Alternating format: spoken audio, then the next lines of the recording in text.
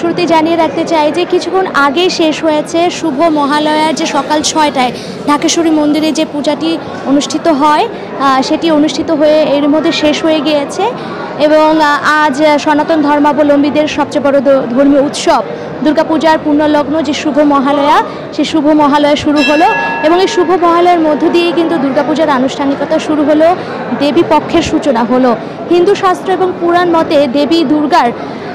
সৃষ্টি হয়েছিল মহিষাসুর বধের জন্য। শিবের বর অনুযায়ী যখন মহিষাসুরকে কোনো দেবতা বা মানুষ হত্যা করতে পারবে না, বধ করতে পারবে না, তখন ব্রহ্মা, বিষ্ণু, শিব তাদের সম্মিলিতভাবে মহামায়া দেবী দুর্গার সৃষ্টি করেছিলেন এবং 9 দিনব্যাপী যুদ্ধ করে দেবী দুর্গা মহিষাসুরকে বধ করে শুভ শক্তির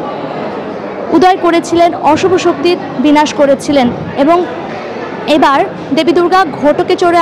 এসেছেন এবং ঘটকে চড়েই যাবেন, যার অর্থ হলো কিছুটা অশুভ। এবং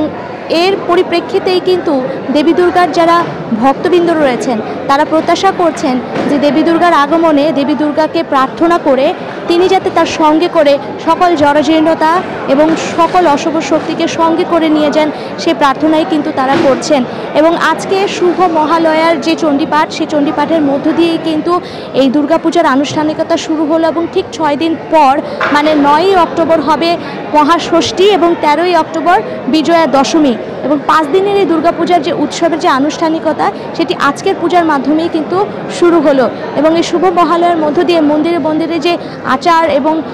পূজা অনুষ্ঠিত হচ্ছে সেইগুলোর মধ্য দিয়ে ভক্তরা প্রত্যাশা করছেন যে সারা দেশে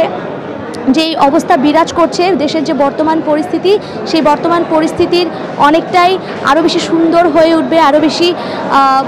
অশুভ যে শক্তিগুলো রয়েছে, অপশক্তি যেগুলো রয়েছে সেগুলো কিন্তু দূর হয়ে যাবে।